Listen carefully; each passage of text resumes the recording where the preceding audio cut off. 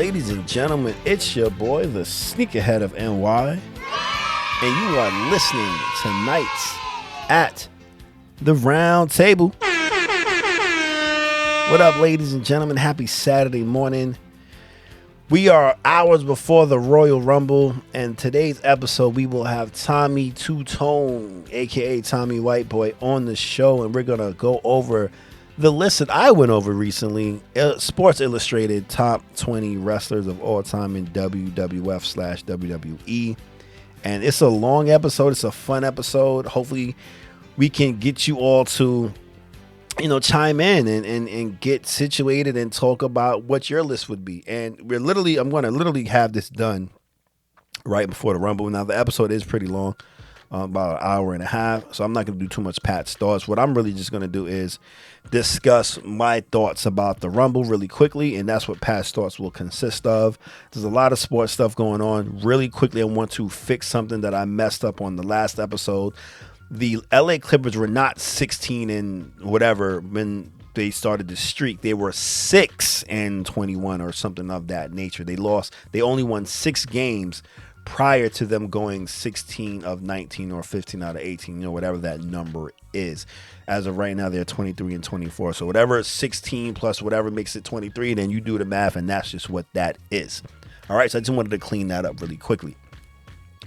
All right, so the Royal Rumble is today at 2 p.m. at Riyadh, Saudi Arabia. I need to hurry up and edit this because I got to go link over with my boy Doovie to watch it because I'm not paying for ESPN. Like, F all that. I'm not doing all that. Like I told you, it's too much stuff for us to watch these shows. Like, it's way too much going on. So I'm not about that right now. So with that said, though, what I think is going to happen, I think Roman Reigns is going to win the Royal Rumble. This is what's been said. I think the surprises will be Chris Jericho will be back. Chris Jericho might be part of the Final Four. And I'm hoping that he finally makes his return. I think there'll be a few surprises of who enters the Royal Rumble. This is for the men, by the way. Who's going to enter the Royal Rumble. I don't think Seth Rollins will be there. I don't think Kevin Owens will be there. I think Dom might be back in time for the Rumble. If not, then, because I think if Dom is back, he might be part of the Final Four as well. Because he's just over. He's great, man. He's money. Yeah. What else? For the women, I can't. I think not Becky Lynch. I think Bianca Belair comes back and she wins the Rumble for the women's side.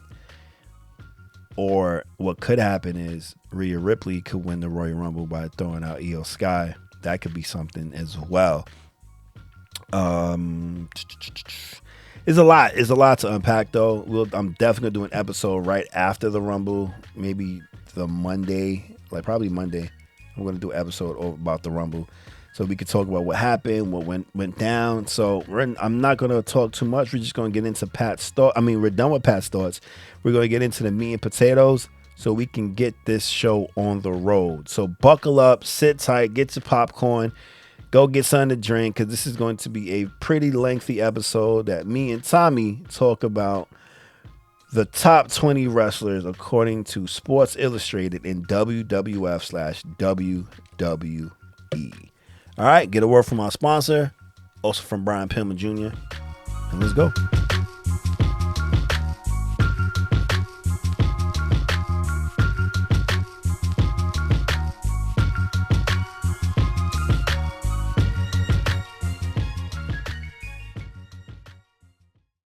This show is made possible by the folks at Good Goods.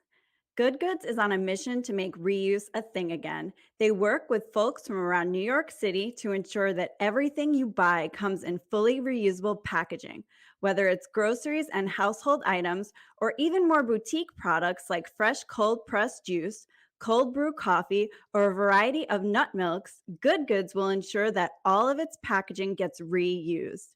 Visit their website, thegoodgoods.co, to learn more. My name is Brian Pillman Jr., and you're listening to the Knights of the Round Table podcast.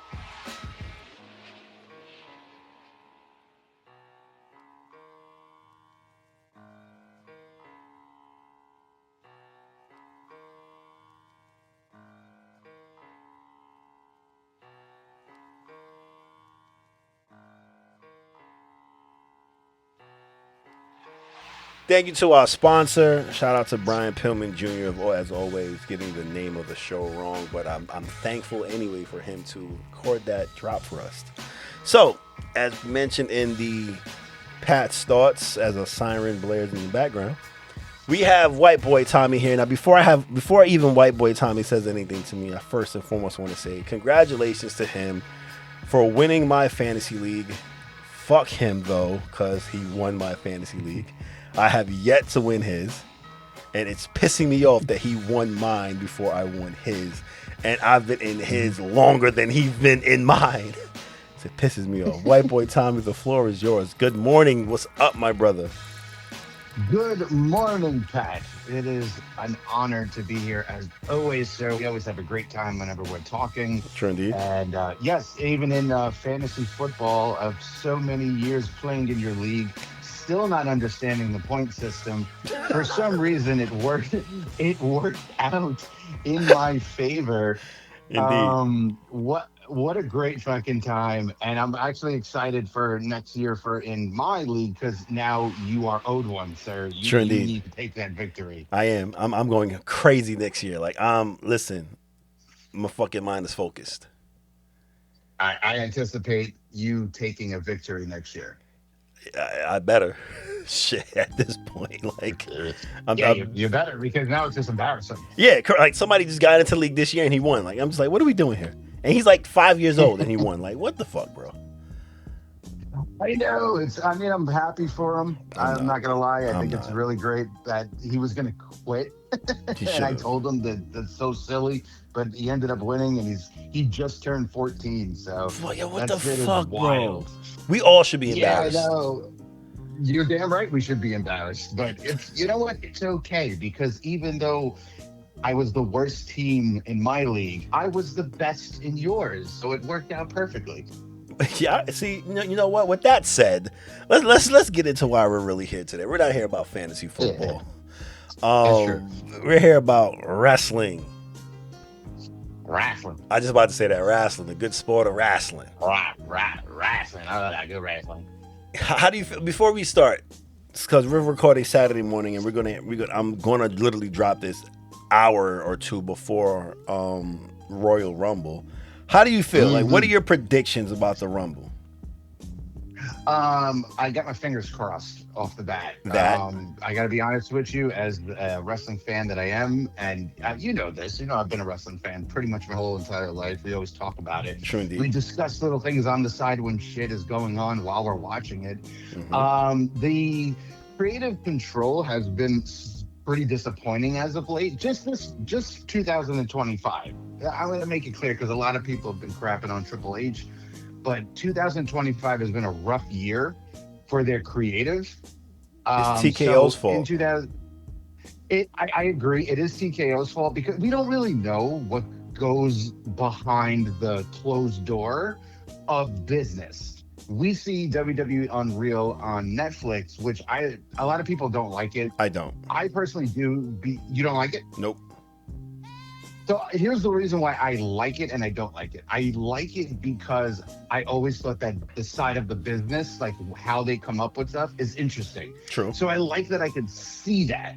Then there's the kayfabe side, where I'm like, maybe some stories just shouldn't be told. Exactly. Like, keep it quiet, because it makes it more interesting. So 2026, I think Triple H and WWE need to figure something out and keep it interesting, because it's weird that AEW is doing better when it comes to story. And that's weird, because they're known just for being better wrestling. This is WWE's story. That's entertainment purposes. And I'm okay with that. Like, a lot of people, you got these idiots out there that have to pick sides. Like, dude, you don't have to pick sides. Just like wrestling, enjoy wrestling, and have fun with it. WWE is sports entertainment. Simple. AEW is wrestling. Simple. Cool. Not a problem. Just like what it was back in the day with WCW and the WWE, WWF. WWF was more entertainment, because that's what Vince wanted, sports entertainment. And correct. Tony Schiavone and fucking Eric Bischoff and Ted Turner and all of them boys, they wanted wrestling. So that's why you get cruiserweights. Correct, That's where the cruiserweight exactly. division Oh came my into play. God, WCW Cruiserweight division was so Dude, stacked. WCW Cruiserweight was awesome. That's why they always started with. If you notice, and I'm sure you would notice this, but to people listening, if you watch a WCW, go back watch old school WCW pay per view. The first match is always a cruiserweight match. Oh, It's yo, extreme. It's always. smart. Oh, it's so smart because it's going to grab the audience. It grabs the viewers. You know you're getting good matches. Mm-hmm. And then, of course, the nonsense occurs as time goes on. Then that's when you see WCW was unfortunately falling on their face because you just couldn't compete in the long run. You couldn't compete with Stone Cold. Yo, They listen. just could not compete with Austin, bro. Listen, he's the reason for the season, and which is really why we're the topic that we're talking about today, which is Sports Illustrated. I don't know how the fuck they got into this whole wrestling mix, but ESPN, all of them are getting into it, man. ESPN I could kind of understand because back in the day wrestling was on ESPN, like in the early 80s before we were born. But so I could get it with ESPN, but I could somewhat get Sports Illustrated. I could see that they're probably trying to get back into the mix of things, but I don't.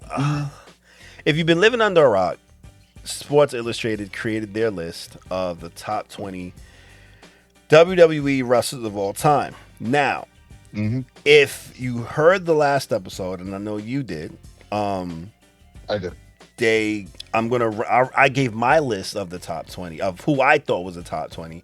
But if you haven't heard the list, now before Tommy goes into his list, I'm just going to go over the list once again for those who've been living under a boulder. So, number 1, they have Stone Cold Steve Austin, which is, I totally understand. That's the reason for the season. Hulk Hogan, number 2, Mr. Terry Bollea. You can't, if you don't have those two at 1 and 2, I don't understand your list. Right? It's like honestly, and we know Terry Bollea was a shitty person. I understand that. I'm not a fan of Terry Bollea the person. I am a fan of Hulk Hogan the character. And even though the character was also shitty because he got whatever he wanted, and I'll get into that a little later. Let's just continue. Yeah, this we'll list. talk about that. Number 3 was The Rock. Number 4 was another give me wrestler, John Cena. Roman Reigns at 5, which I don't understand. Undertaker at 6, which is Basura. Triple H at 7. Shawn Michaels at 8, which once again drives me crazy because I'm not a Shawn Michaels fan. I hate Shawn Michaels, but he's the greatest in-ring performer to ever lace a boot. Facts. Simple. Facts. Number 9 is my guy, Mr. Pink and Black. Number 10 is Bruno Sammartino. Oh, the real Pink and Black. I'm sorry, Bret Hart, not Owen. God rest his soul. Even though I love Owen, but the real Pink and Black is Bret. Facts. 10 is Bruno. 11 is Randy Savage, which is I don't understand. 12 is Kurt Angle. 13 is Rowdy Piper. 14 is Edge. 15 is Randy Orton. That I really don't understand, but I'll leave that for another day. Andre the Giant at 16. CM Punk at 17.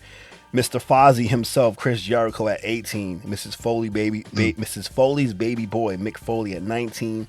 And at number 20, we have not Seth Rollins, but Mrs. Seth Rollins. Tommy, go after it, please. Just go ahead. Go ahead. I feel like they had to put a woman on there just to put a woman on there without actually really thinking about it. I'm not hating on Becky. I love when Becky. we get to my list, we'll get into it. But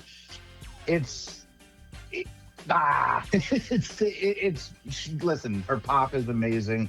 She is a great in-ring performer. She's pretty decent on the microphone too. Listen, she's tough with a mic. What she did to fucking Brie Bella or whatever the fuck her name is, whichever the twin is. Oh, Nick, yeah, but that I was feel ether, like bro. Anybody could have said that. But Like, it's you know the what way I mean? she Like, said it, and the pop was so it's 'cause dope. She has bro. an accent.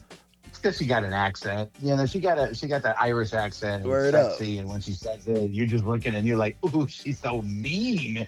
But then, like, if Finn Balor would have said it, you would have been like, well, I guess that was cool. Yeah, But Finn. it's ethered because it's Becky, and no one's expecting her to say some shit like that. And she's like, "Oh, you can't see me." You kind of have to, but I don't know because I feel like the fact the whole man that she is, like that gimmick, you do expect her to say the raunchy, to say what you're thinking. True. But they kind of just like mess around a little bit too much with her. I wasn't a fan of the big time Bex thing. Me neither. Or Becky Two Belts, like all that type of stuff. Like, oh, Becky Lynch went to Hollywood. Yeah, like, well, she was Happy Gilmore too. Like, yeah, that's not Hollywood. Sorry. So I'd like to see more.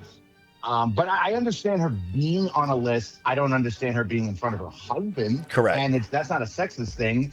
It's Seth Rollins. It's Seth. No. It's Seth freaking Rollins. Seth freaking Rollins. Correct. They're a power couple. I won't deny that. That is a power couple in the WWE. They're both extremely talented, but yeah, if we have to be real, I just can't put her in front of him. Yeah, at all. and that, at not, all. Just I can't do it. I'm sorry, I can't do it. Bro, Seth Rollins was part of the greatest RKO in WrestleMania history. And then got his ball. That was I remember watching that shit live, and everybody was just like, what the fuck did we just see? Beautiful. We saw something beautiful. We've seen what the Money in the Bank truly means. And then that's the greatest thing ever. That's what I'm saying. He got his fucking bell rocked, and then at the end of the night, walked away with a fucking title. I know. It's fantastic. It's absolutely amazing. He's a phenomenal heel. He's a really great babyface too. He can play the underdog. He can play the villain. He can play the top dog. He can play the tweener. Good, man. He can play a tweener. He could play the tweener. He's just very, very freaking talented. And, unfortunately, though, he does run into injury issues. And that's the only thing that sucks. But he's also been plagued with injuries since the ROH days, since the Indies days. Correct. So it's unfortunate. He's a high flyer, dude. He's slowed it down. But, yeah, your knees, unfortunately, are going to be shot. Now, this time it's his arm. Yeah. Do you think he makes a comeback today? Absolutely not. Okay. What about Kevin Owens? I don't think so. No. Oh, man. I don't know, man. I think this might be the last time we've seen him. It's going to take a few years. You got to think the Edge situation, the Daniel Bryan situation. True indeed. Owens is a baller, hard knuckle. He takes risks. And when you mess with the neck and the spine and whatnot, you got to be careful. I'd love to see him back. Yeah. Look, and he kept going. Yeah. But regardless, he had to change his ways. I mean, you got to think about it. Owens changed his finisher because of the issues. Mm-hmm. He can't just be picking up people doing these power bombs. So he went to a stunner. It's a safe bet. It's a safe move where you can't actually hurt yourself and or the person with you. Correct. I would love to see him. I just don't think if we see him again, it might be for a couple of years, maybe. If we see him again. Well, KO is on my list as some of my favorite wrestlers, and we'll probably do that list later on, some other time. But yeah, KO is definitely one of my favorite wrestlers of all time. So I would love to see him come back soon, because I don't know, I love Canadian wrestlers, man. Like if I literally said, like, off the cuff said my top 10, 20 wrestlers, I'd probably name like 5 Canadians, like Brett, of course. Chris Benoit, who shouldn't be mentioned, but I love Chris Benoit. I'm sorry.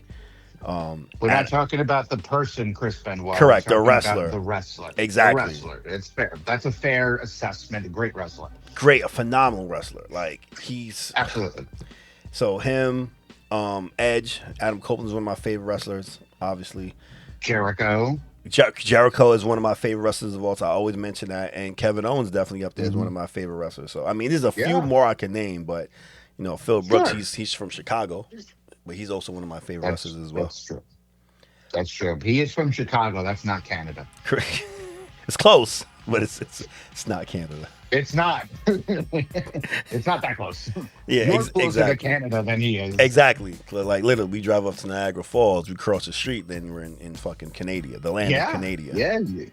That's right, with the trash bag, not the trash bag, the trash can heads. Correct. In South Park. Yes. We blame Canada. We blame Canada for everything. Now, okay, so let's blame Canada for your list. Let's go over your list real quick.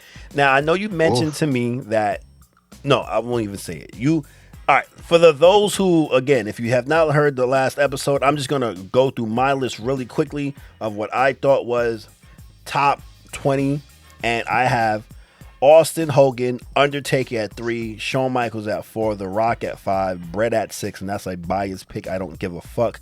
Chris Jericho at 7, Angle at 8, Triple H at 9, Randy Orton at 10, John Cena at 11, CM Punk at 12, Edge at 13, Roman Reigns at 14, Brock Lesnar 15, Charlotte Flair 16, Roddy Piper 17, Becky Lynch 18, Macho Man 19, Seth Rollins 20. I preface this by saying 11 through 20, you can interchange them at any time. I didn't put 11 through 20 in any particular order. I just wanted to make sure I had them there because I do not think Becky Lynch is better than Seth, obviously. And I don't think she's better than Macho Man. And I don't think Brock Lesnar is better than Macho Man or Seth Rollins. But it's 11 through 20. You can mix and match shit. If you want to put John Cena at 20, I'm all for it. Because fuck John Cena. But it's not about me anymore. Tommy. Tommy Two-Tone. Fantasy champion. Ooh. Share your list, bro. How do you want to do it? Do you want to go 1 to 20 or 20 to 1? Actually, 1 to 20. But I also got to mention to those listening that what I told Tommy, because we don't know the criteria that Sports Illustrated used. But I told Tommy, we're going to do mic skills, in-ring ability, you know, their the pop that they receive, like if they've had a long absence, when they come back, the pop that they receive. Side note, the greatest pop I've ever heard in WrestleMania history when the Hardys came back. Golly, bro. I wish I was there. Holy moly. And it was in Florida too. Pop, dude. Yes, it was in Orlando. Yes, and it was just like, yo, the way the New Day put that together, whoever wrote that line for them, because they made it seem like they were going to enter it, and then all of a sudden you hear that music. Yo, that pop was insane. My boy Nana Meltzer was there. He told us like the next day when we saw him, he's like, that pop, like he said the stadium shook. Oh, I'm not surprised. I felt it sitting down in my house. Correct. I sat there, I was like, oh my God. No. Yes. Yeah. And we like a lot of people groaned because they thought it was like shit, New Day again. And then all you heard is that the music, it was just going fucking insane. But anyway. It was. So again, in-ring ability, mic skills, the pop you receive, when you come back from a long absence. What was the other one I said to you? Merchandise sales, I think it was. Sales, like, you know, like how you are in the pop culture world and whatnot plays a factor. The fact that you can sell, you're a sellable, I guess but it's not a word, but like a sellable person. I can sell this character. Correct. You know, t-shirts. Like if they're making money, it should count for something. Correct. Yeah, legit. So yeah, that's how we went. So now, Tommy, I'm sorry. What's your list? Yeah, no, you're good. So what would you want to do? Whether do 20 to 1 or 1 through 20? Let's do 1 to 20. Okay. Let's keep it like the way you were doing yours and the way they did theirs. So number 1, because I'm going to throw it out there right now. We have matched 7 times. We matched 7 times. Your list and my list has matched. Wow. 7 times. So number 1 is, of course, Stone Cold Steve Austin. Correct. No ifs, ands, or buts about it. It is what it is. Correct. Number 2 is Hulk Hogan. Correct. I agree with everything you said. The man himself, Terry Bollea, whatever we're going to call him, is bad man. Is a bad man right there. Terrible. He's from Tampa, where I'm currently at. I've been to his shop. I've actually walked past one of the restaurants that they were in. Flair was there, met Jimmy Hart. Dope. Here's the thing. One thing about Hogan is he's perceived and told that he's a good man with the people he's close with. But unfortunately, dude, you're in that limelight, man. You just gotta be a better person, watch your mouth and whatnot. And correct. True indeed. He ran into an unfortunate situation. I know like you mentioned, like how it was in WCW, sometimes in WWE, where he had creative control. I would like to rebuttal on that one, because if I gave you creative control, would you say no? Of course not. Exactly. So it's hard. But it it's depends, hard though. it's hard to do that. It depends, though. It depends. I agree. There's some things that he didn't want to put over talent because he's sold.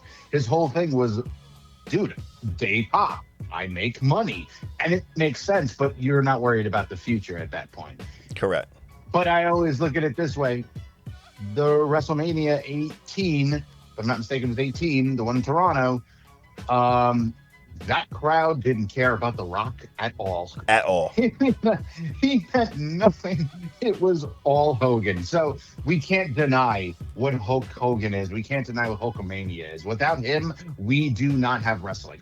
We do not have what we have today. I'm sure there's wrestling, but we don't have it the way it is today. So though when he did pass, as a fan of wrestling, it was a big deal. As a person, I never met the guy. We didn't hang out, so I can't even say. It's true though. I can't sit there and go. I like that though. He was an angel. No, from what I perceived and what I've seen in the media, you're an asshole. I'm not surprised you're an asshole, but you're an asshole. Word. But I'm not going to deny who you were, what it meant to me as a child watching wrestling. So Hogan will always be number 2. Nobody takes his place. Correct. Hogan's 1, Hogan's 2. Number 3 is The Undertaker. Come on now. What in God's name? Why would he not be top 3? He is the definition of loyalty. The definition of longevity. The streak was broken. Let's be real. It had to be broken. Personally, I think it was the wrong guy. Me too. Should have been Edge. So did Taker. Taker wanted it to be Edge. He even said he wanted it to be Edge. Edge chose not to. Edge said, no, I don't want to do that. And I like that. That's why Edge is always going to be one of my favorite wrestlers. Just for that. Yes. I agree with that 1,000%. This man has 3 decades of dominance. I mean, he is let's be real, the most protected character in WWE. That man has never been garbage. Period. Nothing that he's done has been garbage. Every iteration of him, the American Badass, the Dead Man, the ministry version of him, where he was like the cult leader kind of thing. He always worked. Correct. He just works for what he is. But I love who he is now. I love that he really is the same person. He's just Mark Calloway, a biker. Mm-hmm. A lot of people have their issues with him, with his politics stuff. Who cares, dude? But at least he's not throwing it down our throats, though. No, that's very true. He does not do that. He makes it very clear, hey, this is my beliefs. You have your own right to have your beliefs. Regardless, I still love you. And I'm like, that's what I'm talking about. Like, I don't care that you have different beliefs than these people. It doesn't matter. You're a good person. You're not a piece of crap. Yeah, you're not throwing it down our throats yeah, exactly. And my thing is this: he's not throwing it down our throats how God rest his soul, Terry Bollea did though. Like they both believed in the same person, and but one chooses to go about it a different way, which is more respectful. Correct. I agree. So Undertaker will always get my respect, and nothing beats hearing the gong live. Like, come on, bro. You hear the glass shatter live is so much excitement, but when the gong goes off and the lights go down and he walks out, you feel the presence, and I love it. You know who's close to those two? I've ever had. And I can't I'm not comparing him to any of those two. But when you hear the CM Punk in the beginning, that little scratching of the joint, like hearing that live, I'm not going to say it's comparable, but it's comparable. It's comparable. I agree with you. And there's another one that we'll get to that I want to mention also for that, because I've seen CM Punk both in WWE and in AEW. When the scratch hits, the crowd erupts, and you can't deny it. Selling money. That dude is money. The pop is crazy. Yo, when he got that pop for coming back to AEW, bro. Oh my God. But then the pop that he got returning at War Games, I said, yo. This man is money. They just know, man. He's money. He's money. You might not like him as a person, but he's money. Matter of fact, he knows what he is. I'm going to give you a blast from the past. CM Punk is money. Yeah. That money. Yeah. Shout out to Crime Time, baby. Shout out to Crime them, Time. man. Shout out to rest in peace, Shad. Word. That man's a hero. He's He's right an there. effing hero, bro. Legit. Yeah, dude. That's a hero right there. So yeah, Undertaker at 3. My bad. I know I'm pushing it too much and getting too detailed, but Nah, you're good. Go ahead. Go for it. let's go number 4. Yeah. I agree with you again, sir. Shawn Michaels. How is he not top 5? How's he not top 5? I don't know how is he not top 5. He is the greatest in-ring storyteller of all time. He literally is the guy that improves gold quality in matches. I can't say I can't say the greatest in-ring storyteller. I think Bret Hart is the best in-ring storyteller, but Shawn Michaels is the best in-ring performer. Bret Hart can tell a story with a broom, bro. He can tell a story with a broom, and you believe so it. So can Shawn. I think I would reverse that. I think I would reverse when it comes to like technique would be more Bret, because Bret is a technical wrestler. Shawn is flashy.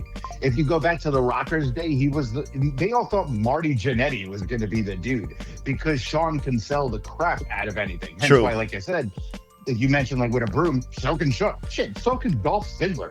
Dolph Ziggler can fight a balloon and it would look like it was like, wow, that guy's really getting his ass beat. Like, it's shout that out insane. to Dolph Ziggler, Mr. Nick Nemeth. Yo, he does not get enough credit, man. I love, Dolph is in my top 20 favorite wrestlers. I don't give a fuck. I love Dolph Ziggler, bro. Hell yeah. That man was gold.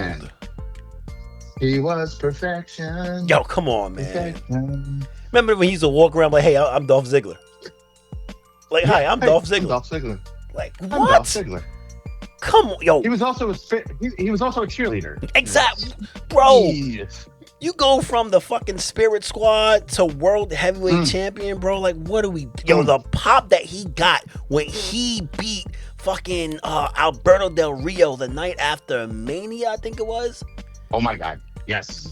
What? That pop was crazy with Big E and AJ and he Lee. Was a heel. He was a heel, bro. Heel. Alberto Del Rio was the face. And he was injured.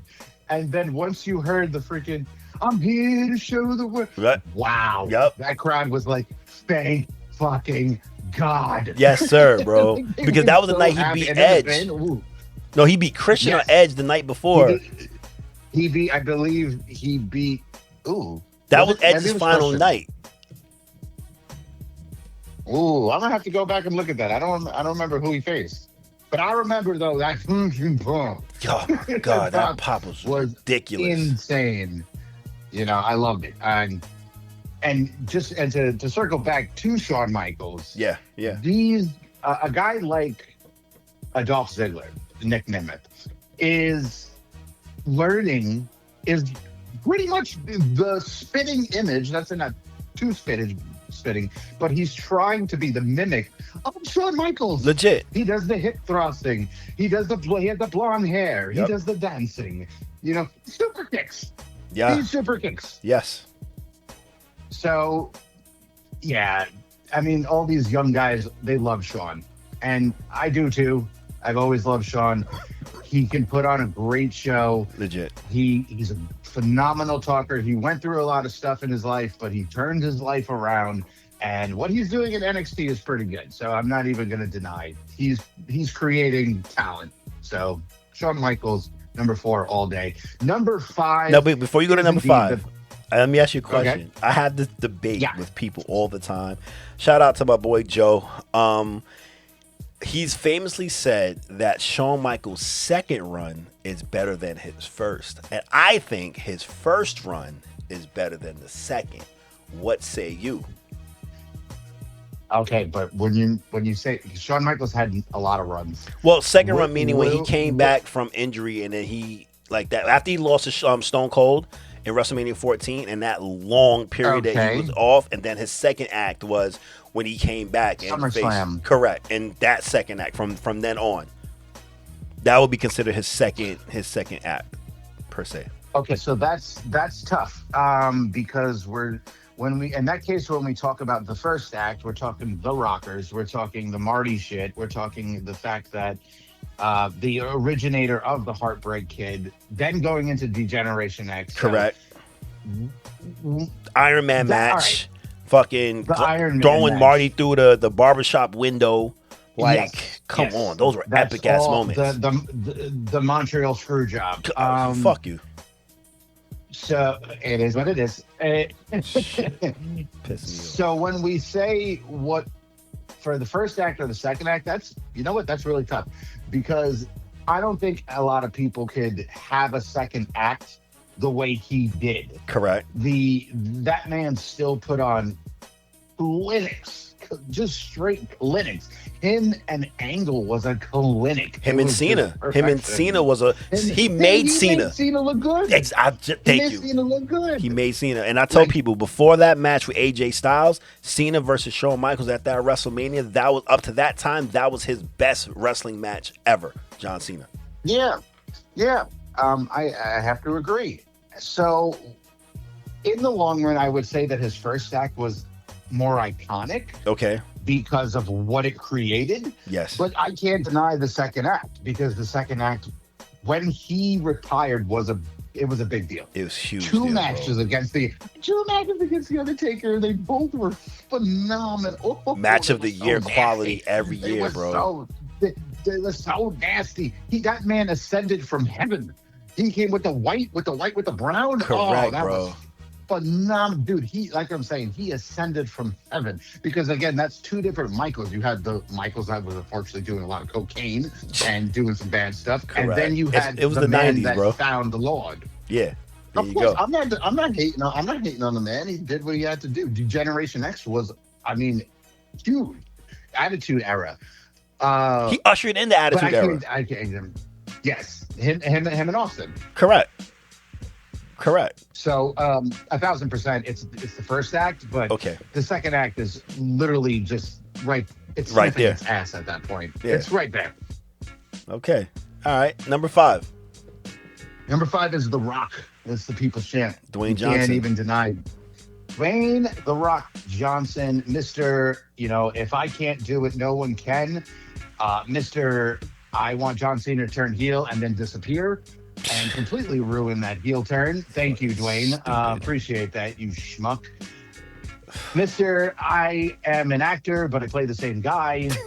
And then I did the Smashing Machine. Everybody cheered for me. But then I watched the Smashing Machine, Mr. Rock, and I'm not impressed. I'm sorry. I haven't seen it yet. Stick to action movies. Dude, don't watch it. It's not worth it. Unfortunately. Right, it's not worth it. I like Emily Blunt. I don't like Dwayne. He's Dwayne, okay? He's Dwayne. One of the best talkers. He is electrifying. He has the look. He can do it all, except truly wrestle.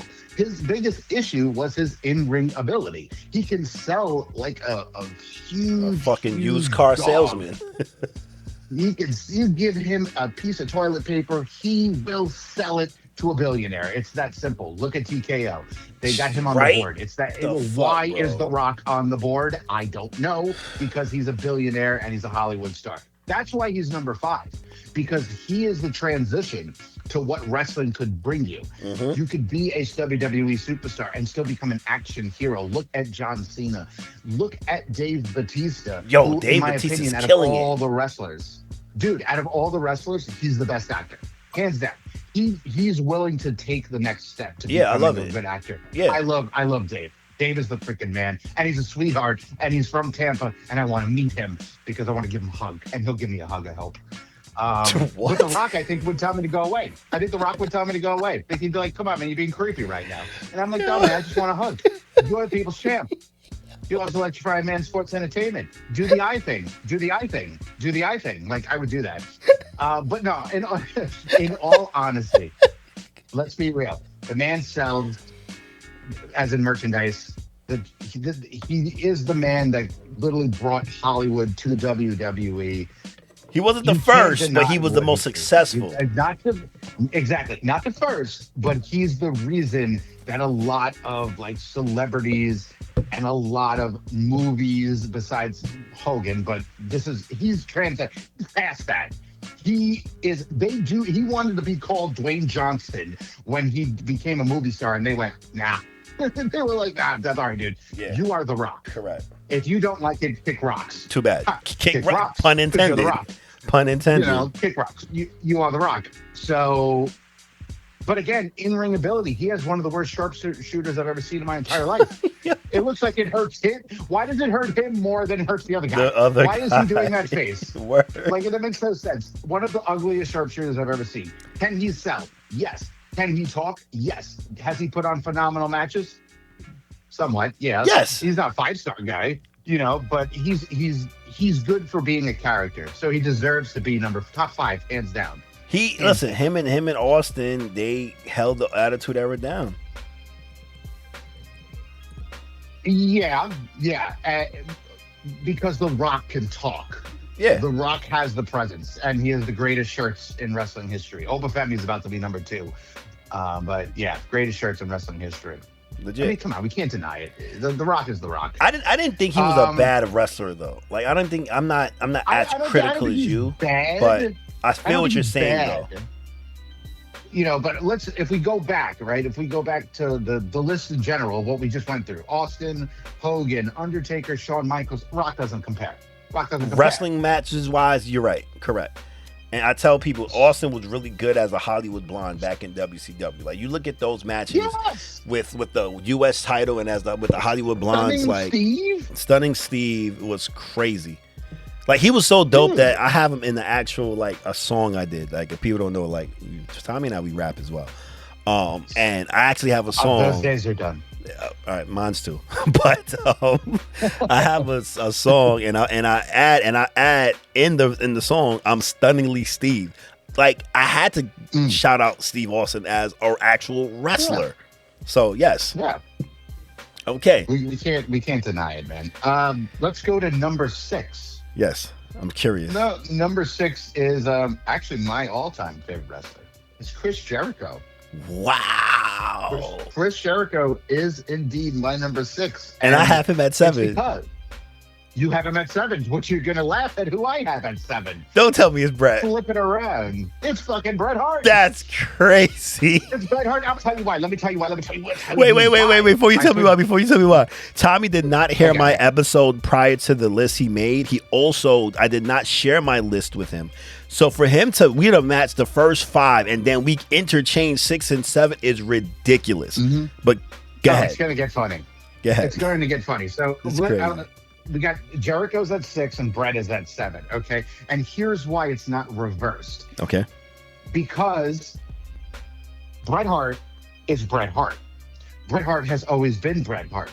Bret Hart's character doesn't truly change. He's either I'm a mad Bret Hart, I'm a happy Bret Hart. Yep. But he is the best in the world. He is the best there is, the best there was, the best there ever will be. The excellence of execution. He's the excellence of execution. But Chris Jericho is the definition of re-intervention. Correct. He always keeps himself fresh. Even when he showed up in AEW, he was still good, because that's the thing. People confuse it. They look over, they go, yeah, no, dude, it's still Chris Jericho. Is it though? Is it Chris Jericho? Right. Because it's a different version of Chris Jericho. That is, yes, his name is still Christopher Jericho, but in the whole sense of his character, he's still a prick. But the way he does it, he always finds a way to get over. All the time. I can't deny that, because when Bret went to WCW, now again, this is a WWE list, but when Bret went to WCW, he couldn't, and I blame Bischoff, but he couldn't get over like he did in WWE. One, because he is very bland when he talks. Yeah. If he's not given a push to where you're like, dude, you're the guy. You need to make it clear you're the guy. If you go back and watch a lot of the WWF Royal Rumbles, because remember they used to always have like the clips. Yeah. And they used to be like, I'm gonna come off the top rope. If you get to Bret, it's always the same tone, doing it the same way, saying the same thing. If you listen to Bret right now, I mean, let's be real, he just hates everyone. Legit. Everybody. Legit, bro. And you just, eventually you even look and you go, Bret, you got to get over it, bro. I say it. You got to get over it. That's my favorite wrestler, but you got to get over it. Except for Goldberg, though, because he ruined your career. So fuck that. I get that. I understand that. Completely get it. Why is Goldberg's face, but then you have those moments like they released the 2K Monday Night War version, which awesome. And it shows Goldberg and he's like, well, why am I not on there? Correct.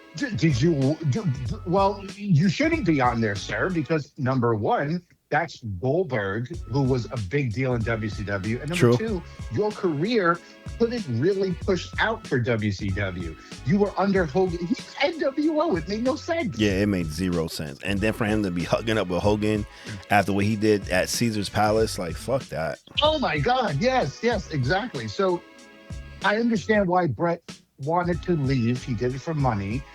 But it was a bad decision. It was a bad decision. It was a bad decision on all parts. Been better there. Agreed. Every part. Brett, WWF, and WCW. And all Vince. made bad decisions. All made bad decisions. Well, Vince, WWF. So okay, I got you. Okay. But, yeah. But Jericho, again, every freaking time. I can't wait for today when I'm assuming he's going to show up. They've already trademarked Judas. So he's going to probably show up with the countdown, and then Judas is going to play the fucking Saudis are going to lose their shit, and I'm going to be mad because I want to be there. And I am, dude, he's just good. That man can go in the damn ring. He can talk. He's a better talker than Bret Hart. By far. A better talker than Bret Hart. By far. The list is so amazing. I use that list. All Bro. Right, his idea for the list, I use it on my show. I do the list. It's actually called, it's called the Little List. And anytime somebody pisses me off in the world of pop culture, they go on the list. I just became what Jericho was because that's my all-time favorite wrestler. I've met the guy. He is a sweetheart. And he cares about his fans. He does. I can see that. Now, I will put him over Bret Hart. So you just mentioned something that the listeners haven't heard in a very long time. And last time you were on the show, you mentioned it and you said what it was. But this time you didn't mention it. Well, you mentioned it, but you didn't say what it was. What is your show? Well, we have multiple shows, actually. So plug your shows. Currently, I am let's say, well, we're actually official now. We are now known as Second Rounds on Us LLC. Amen. Me and Good Mr. to go. Malave, we are, yes, sir. We are indeed an LLC. We are a business now. Me and Mr. Malave are indeed the presidents and co-presidents of this company. So it's very exciting. Shout out to Malave. Yes, sir. Shout out to Mr. Malave. Maybe he'll do something now that his name got mentioned. Finally. We have our show Night School Horror, which is straight horror talk. Love that show. We have so much fun. Shout out to Big Money Eddie. Shout out to Florida's favorite creep, Sabrina. And we just added Edie, who is indeed the evil Barbie. So it's great, dude. We have so much fun. We go to conventions and whatnot. And I love talking horror. It's one of my all-time favorite genres. Okay. And we have a new show coming out.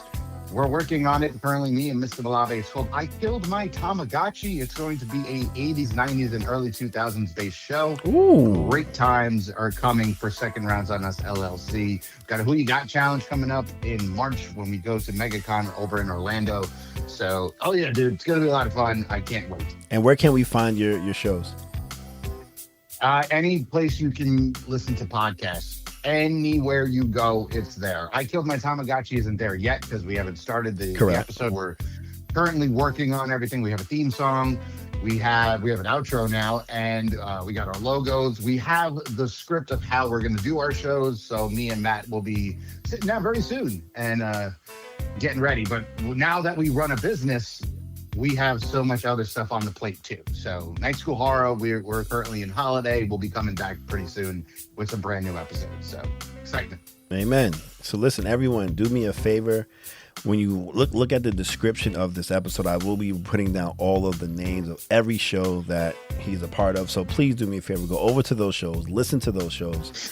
You might see me on one of those shows. I'm definitely going to be on I Killed My Tamagotchi because 80s, 90s, and 2000s culture, that's all me. So I'll probably be on one of those shows. But please go out there, support those who support you, Support those who support me. And Tommy's one of our biggest supporters. He's literally listened to almost every episode as he's told me. So please just go out there and do me a favor and listen to his shows. With that said, you have Brett at 7. Let's go to 8 because we don't need to talk about Brett. Brett is Brett. We'll move on to 8. Before I do that, I just want to say, dude, I always listen to your show, man. You are my news when it comes to sports. Amen. Just so you know, because I am in an NBA fantasy league, and I don't watch basketball like I used to.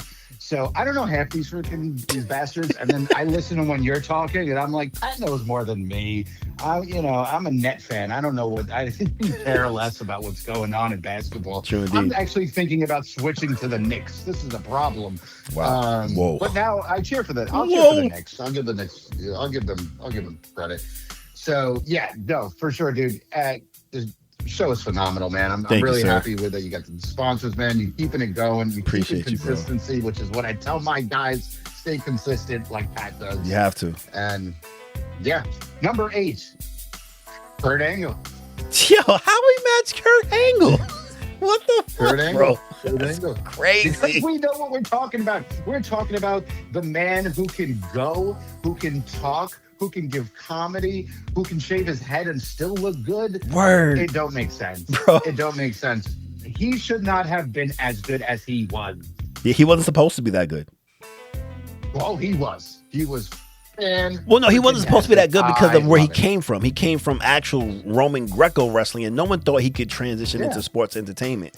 And the way, bro, he had the greatest rookie year of all time. Correct. Of all time, bro. Correct. And then you say he does comedy. I was watching I was watching something on YouTube, and it was how people made Undertaker like break character. So it was Undertaker, Kane, Stone Cold, Kurt Angle, and Vince in a room, and Stone Cold had the guitar in his hand, and he gave it to Kurt Angle while Vince was talking. Vince is talking now, and here comes Kurt Angle, starts strumming on the guitar, and Stone Cold just snatches the guitar from him and stares at him. And Undertaker had, the look at Undertaker's face, like he wanted to cry so bad, bro. Oh, sure. He wanted to fucking cry, bro. He was American Badass too, and he wanted to cry so bad, bro. So Kurt Angle's comedy, oh my god, him and with Edge and Christian, oh my god, dude, that man has put on some of the greatest matches that have ever been in the squared circle. Him and Jericho, him and Michaels, him and Austin, him and Benoit. I mean, the one, oh my God, the triple threat for the IC and European Championship. Oh my God, Kurt yes. Angle, Chris Benoit and Chris and Jericho. Oh my goodness. Don't screw yourself of greatness. And Angle always found a way to win. And when he won, it was just like he was gonna cry. So he's like had his face, and he was just so happy of how he pulled it off. And how did he pull it off? Intelligence, integrity. And what was the other eye? And what was the other? Yeah. Oh, dang. Intelligence, integrity. Shit. Kurt's gonna get mad. Kurt's gonna be pissed right now. Gotta go to the Googles. Hold on. Gotta go hit. Yeah, you have to check that. Kurt Angle's 3 eyes. 3 eyes. Integrity, intelligence, and intensity. Intensity, yes. Okay. Intensity. Crazy. Speaking of intensity, when he fucking threw Shane McMahon through the King of the Ring sign after like 5 attempts. Boy, threw it through the wrong one. Yeah, exactly. He threw him to the wrong run, and hey, give Shane props, dude, because he sat there and was like, do it again. Yeah. Like, Shane, you're going to die, and he's like, do it again. Fucking concussed like crazy. I know, but God, what a great match. Yeah. Kurt Angle was in the King of the Ring match, and he still freaking did this. That was I try to tell people, and real quick, I get it. I could talk wrestling all fucking day, and I could always go off on a tangent. Yeah. That was an actually great match. But I tell people, yes, Undertaker versus Mankind Hell in a Cell was not a great match. It had great moments. Correct. In the match. Correct. And people argue me down all the time. And I'm just like, What part of that Not real match was there was no wrestling? A man got thrown off a cage and then through a cage. That's all you remember from that match, and the shit coming from his nose. Correct. It was just a brawler style match, but that's what Mick did. Correct. That's the kind of stuff. So when they look at it, and you're 1,000% right. Nobody sits there and goes, man, that was a 5-star match. No, that's a 1.5-star match because of look what the fuck happened. Correct.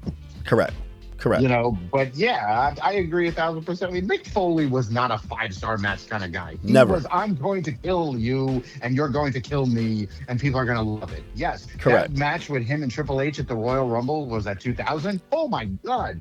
That match was awesome because it was carnage. Yes, exactly. For what it was. Amen. Exactly. Amen. All right. Let's go to number 9. Number nine. Yes. I'm gonna give it to John. I'm gonna give it to John Cena. I have to give it to John Cena. Oh my God. You have to. How can we not put John in the top 10? You have to put John in the top 10. Listen, I don't think he's a great wrestler. Yes, you do. I think you do because he is the never seen 17. He didn't need that. I don't give a fuck. He didn't need that. I agree. Again, the booking was bad in 2025. Again, I still blame The Rock. It's The Rock's fault. He didn't need 16. The Rock would I'd give him 16. He didn't need 16. He didn't need 15. He didn't need 14. Okay, in that case, you can say he didn't need freaking 10. You're going to say he didn't need 5. He needed... Cena was a guy that needed a title. Why? Eventually, in the beginning with his character, he needed a title. Okay, in the beginning. That boost from him. But he would sell regardless.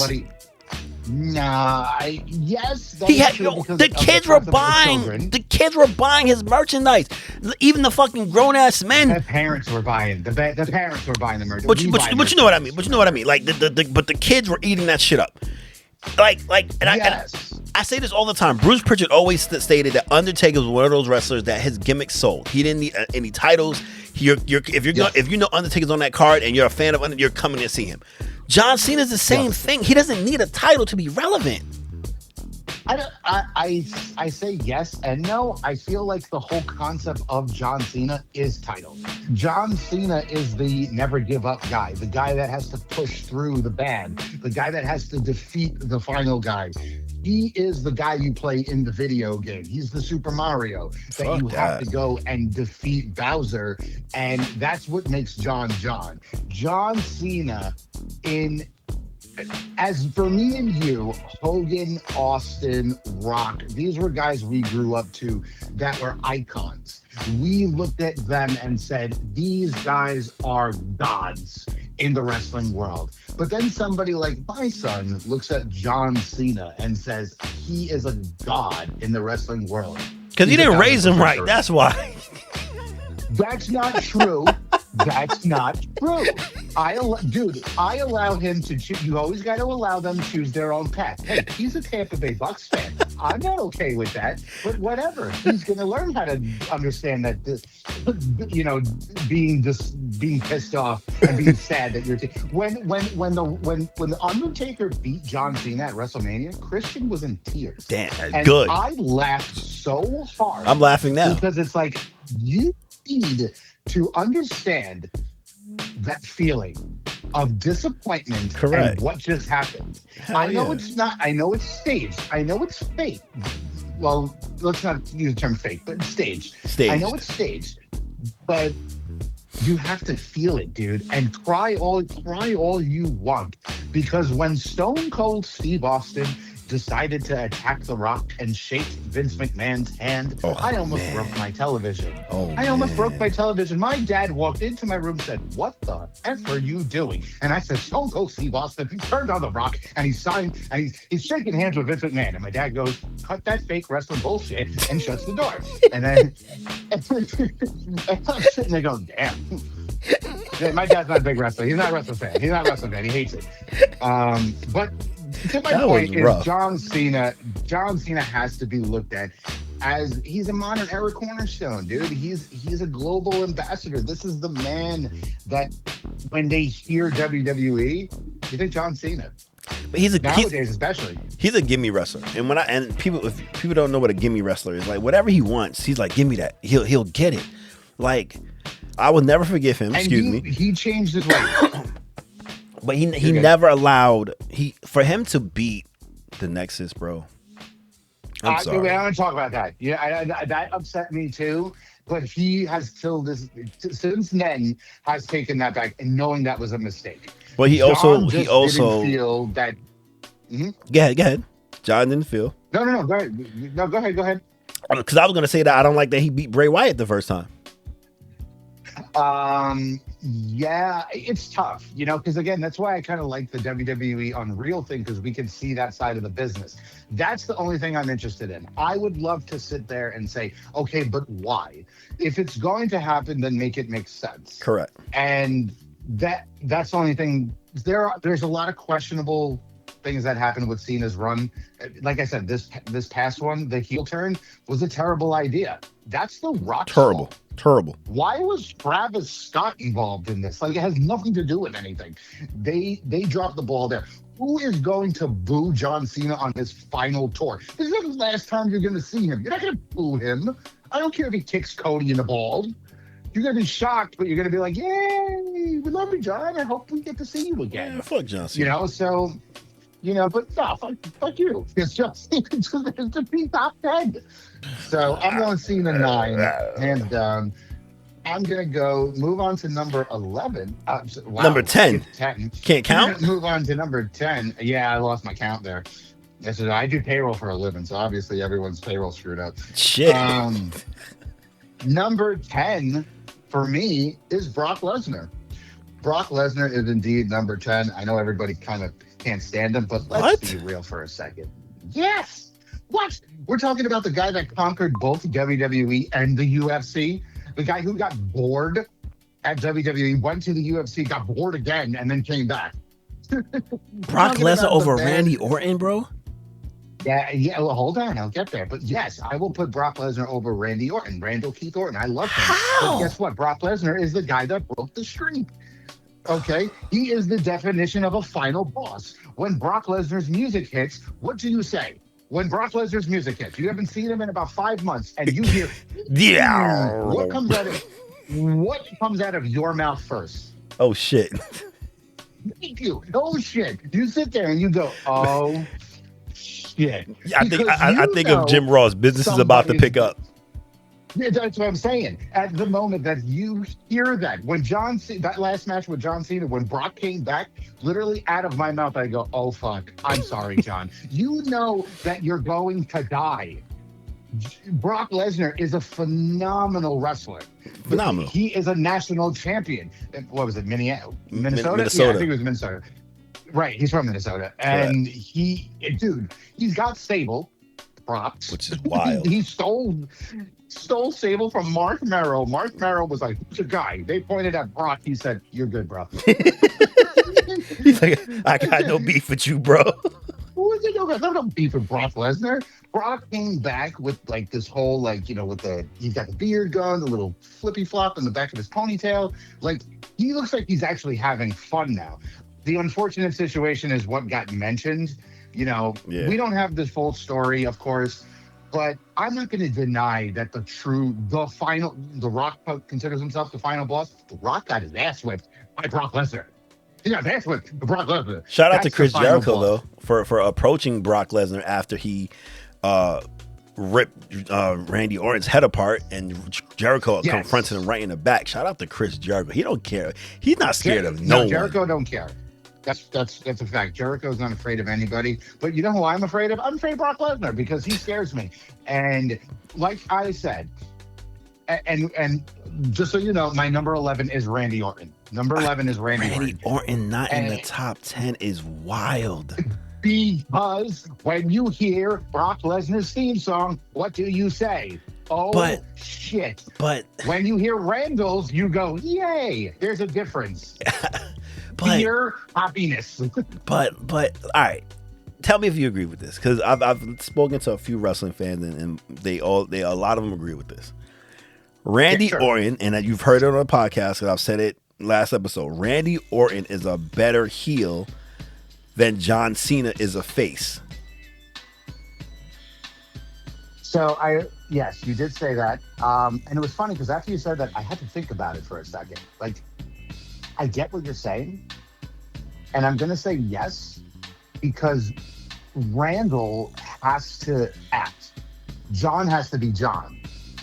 Randy is a better heel than John is a better face. So as simple as that. It's close. It's tough because it's like that's something very difficult to try to compare. Because Randy Orton, the way he was in Evolution, to me is who Randy Orton is. Legit. Randy Orton, when he was the psycho Randy Orton, when he's really hearing voices in his head, that to me was like, okay, you know, now you're just being silly. Now it's just a gimmick, like, and whatnot. But he lived that gimmick.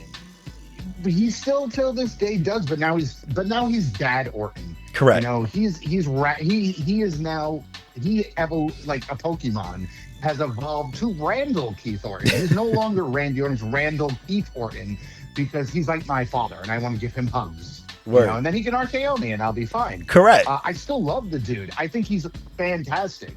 But would he be in the top 10 right now? No. But all time he is. Interchange, in your opinion. And a lot of people, bro. Wait. Hold on. The criteria was in-ring ability. This is my opinion. But hold on. In-ring ability, mic skills, pop, and sellability. Right? Okay. Yeah. Randy Orton has better mic skills than Brock Lesnar and has just as good, if not better, mic skills than John Cena. Okay. Randy Orton is a better in-ring performer and a better wrestler than both John Cena and Brock Lesnar. Wrong. You are wrong, sir. You are wrong. Randall Keith Orton is not a better wrestler than Brock Lesnar. What? You're wrong, sir. You are wrong, sir. What? Not a better wrestler. He is not a better in-ring technical wrestler than Brock Lesnar. No, I will disagree with that. John Cena, yes. What? Yes, 1,000%. They're also, keep in mind, they are two different kind of wrestlers. This is true. We're talking about two different wrestlers. We do have, that's like saying, oh, he's better than the Undertaker in ring. Well, Undertaker's a big guy, so he wrestles certain ways. But you have to look at how they utilized their, let's see how to put it, like their wrestling ability. Lesnar compared to what Randall does. Okay, Randy's is more quick on the feet, in a sense. He's more sneaky. Brock is, I'm going to break you. And that's what Brock does, and that's what works. Brock Lesnar's done moonsaults. He didn't hit him, but he did him. Nearly broke his neck. You know, so oh shit, almost. But he, as a big guy, the way he is, to do stuff that he was able to do, it's extremely impressive. So fucking Bam Bam Bigelow was doing cartwheels. Like what the fuck, bro? Like come on, bro. I understand that, but Bam Bam Bigelow, when his music hit, you didn't think, oh my God, you're going to die. You thought, hey, he's got a tattoo on his head. Like he was extremely. But I'm sorry, in-ring performance. Randall Keith Orton, I love Randy Orton, but he's not better than Brock Lesnar in ring. No, I can't give it to you. Okay, pop. But I respect your opinion, though. I respect it. Sellability. It's fair. That's a good. There's 10 and 11. Sellability. It depends on the era. The eras, they were different. Brock could sell. Brock could freaking sell. But I'm not even mad at Brock. I'm not even mad at Brock because Brock is on my list, and for the fact that he's not on Sports Illustrated list blows my fucking mind. But my beef is with John Cena. I feel like Randy Orton is better than John Cena. Yeah, but he doesn't sell like John Cena does. You're not gonna outsell a face. Well, that's not true. NWO is the literal definition of heels outselling faces. Well, NWO was just Generation X is Generation X, where they were heels. But that's a group. It doesn't. But you can't. You just said heel. But I meant as an individual person. Like John Cena was pushed to be the merchant. He is the merchandise, right? So you can't. They're Fruity Pebbles. So you can't outsell. Randy Orton probably can't even outsell the New Day because the New Day was pushed as the merchandise. So we can't use that because when you're pushed to be the merchandise, but when you're pushed to be the merchandise, you're acting like you could say that Randy Orton can outsell the people that are pushed to be the merchandise. But Randy Orton, who if John Cena wasn't pushed to be the merchandise, Randy Orton outsells John Cena because John Cena is being pushed to the kids. Parents are going to make sure their kids get everything they want. Teenagers aren't going to really go out there and buy Randy Orton stuff because they're not buying stuff like that. But if they had the money to buy stuff like that and they weren't buying certain things that teenagers buy, they still can't even outsell John Cena because John Cena is pushed as merchandise and the kids want everything that John Cena has. That's an unfair push.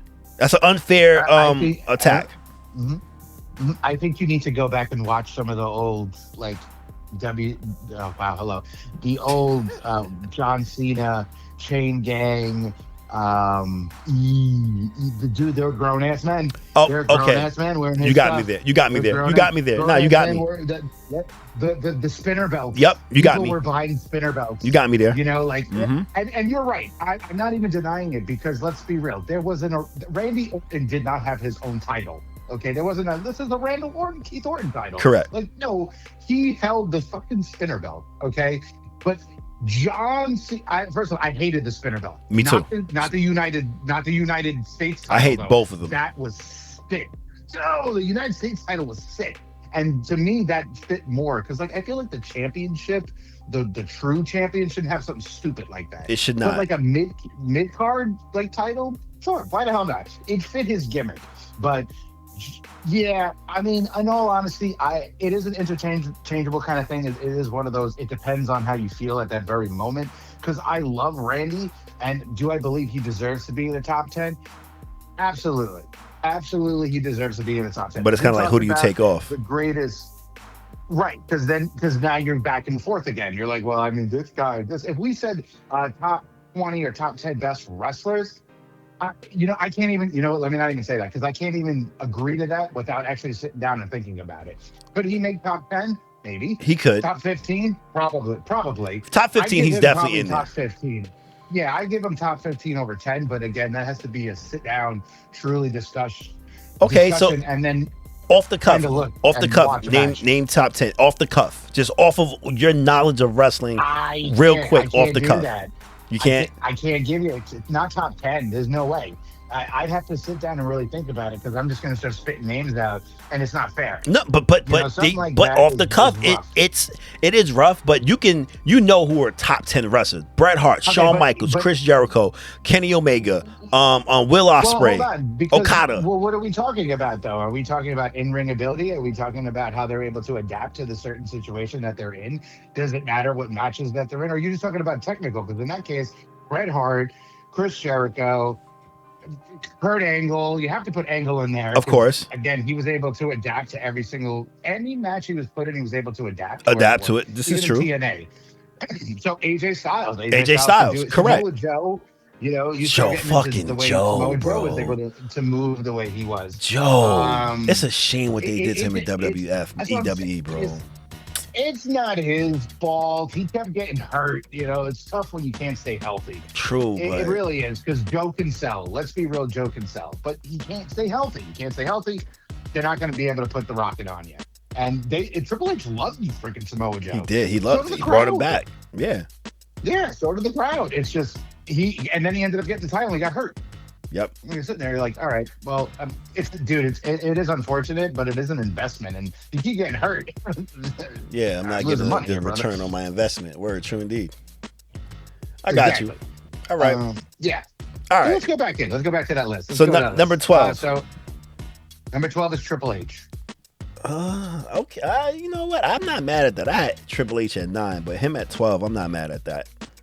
I feel it's a safe space to stick him in where like you said, like you can't get mad at it. You're like, yeah, it kind of makes sense. Yeah. Like if he's in the top 10, you're like, that makes sense. But if he's just outside of it, you're like, yeah, I guess that makes sense. Yeah. So he is who he is. I don't even have to get into the full details. We understand what Triple H brings to the table. Correct. Number 13, I'm gonna give it a Roman Reigns.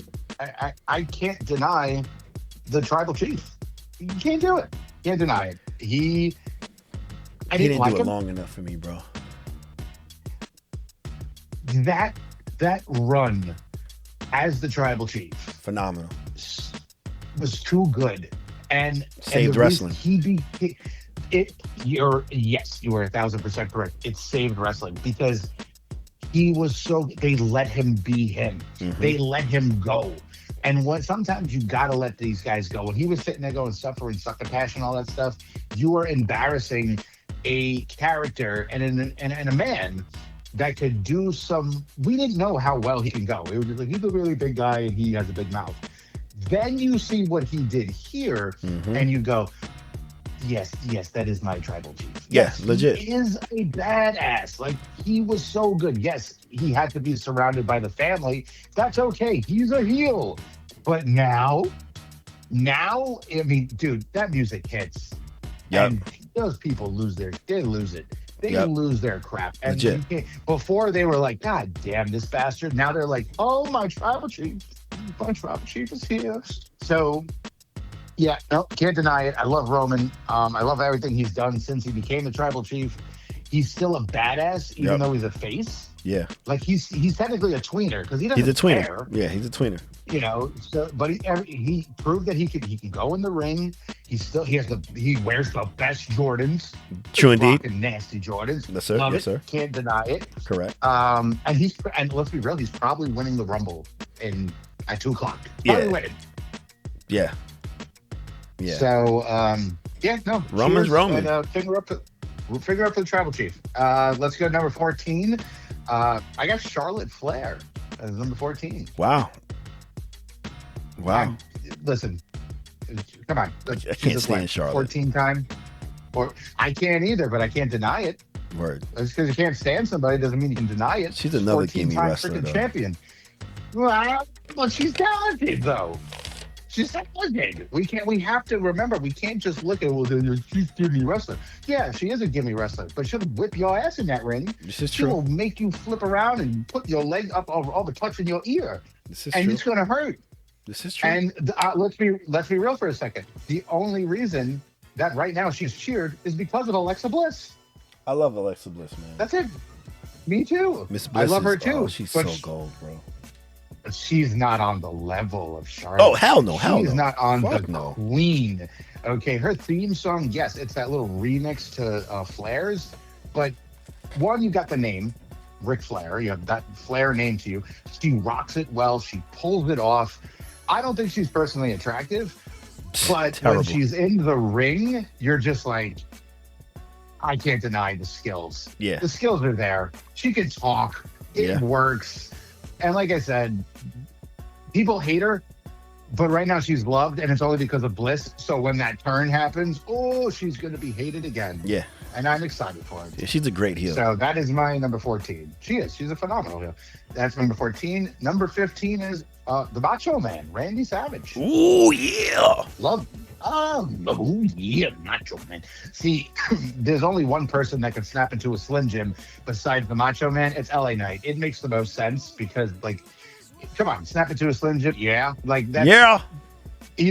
Yeah, it just makes perfect sense. Ooh yeah, it makes perfect sense. Perfect sense. But the one thing that LA Knight can't do is go in the ring like the Macho Man. One of the man greatest who can do a wrestlers. Story, the man who can cut the greatest promos of all time. That man Golly, can bro. cut a freaking promo. I give him a pencil. He goes, you know this pencil right here? It's the Word. greatest pencil of all time. Word, bro. Do you understand? Because it goes to the top of the ring. And I'm doing a terrible impression. But you're close enough. Down to the ring. Yeah, but that's just like everything he did was fantastic. Yeah. When he went to WCW, he never, that's the thing with Macho Man. He doesn't change. It doesn't matter if he's a heel, if he's a face, if he's bonesaw. He is Macho Man. Correct. Legit. You're like that guy is the Macho Man, and that man just he knows how to wrestle. Work. He knows how exactly. He knows how to wrestle. He can work. So number 15, Macho Man Randy Savage. Can I ask you a question before you go to 16? Yeah. Aside from the Bloodline being one of the greatest long-term booking, can you agree that the Mega Powers is probably top 3 greatest long-term bookings of all time? Yes. People were in tears. Yep.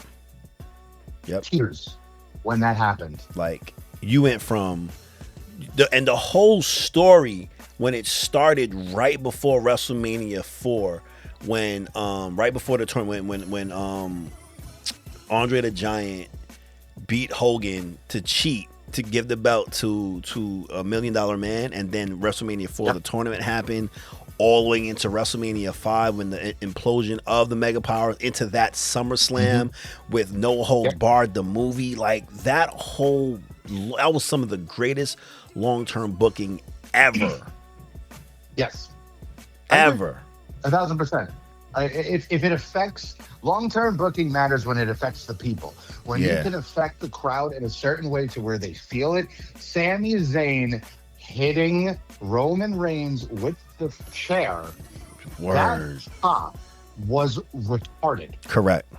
Like, you heard it and you went, oh, wow. Yep. Because of that storytelling.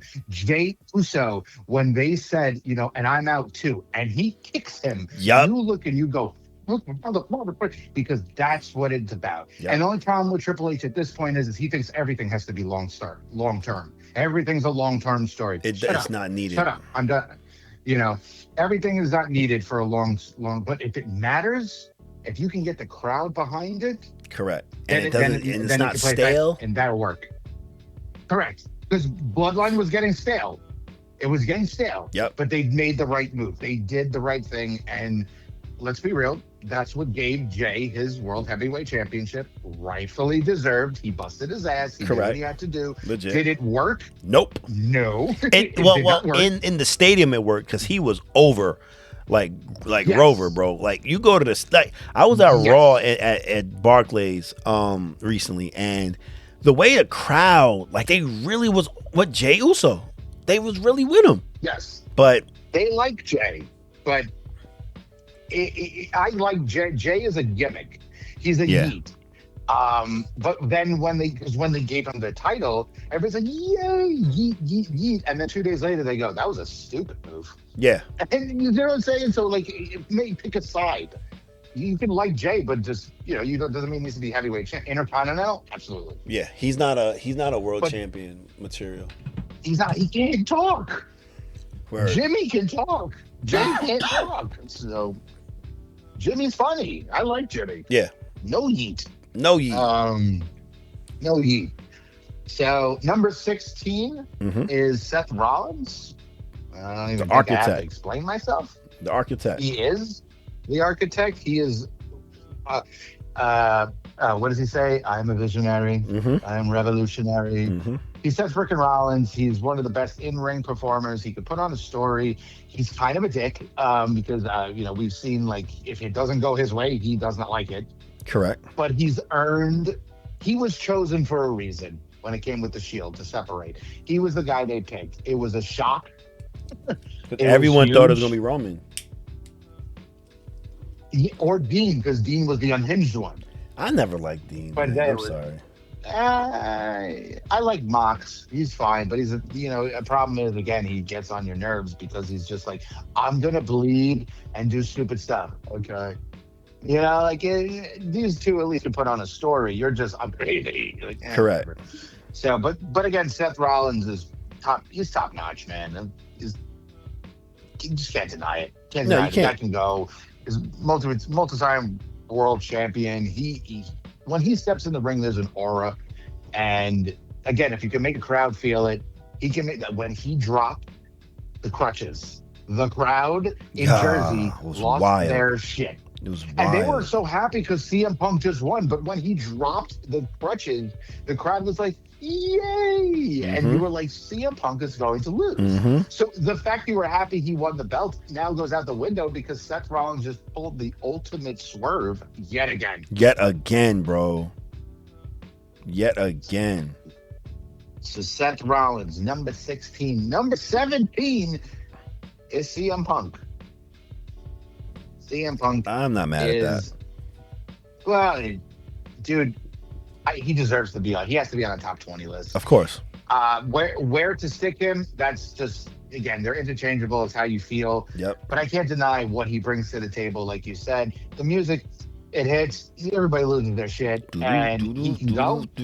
Look in my eyes. He can move. Yep. What do you see? Yep. You know, I feel the cult of personality. I like that song since I was a kid. Yeah, true. So all these people are sitting there going, "This is a really good song." You do realize this is from the '80s, right? Fucking for real, this bro.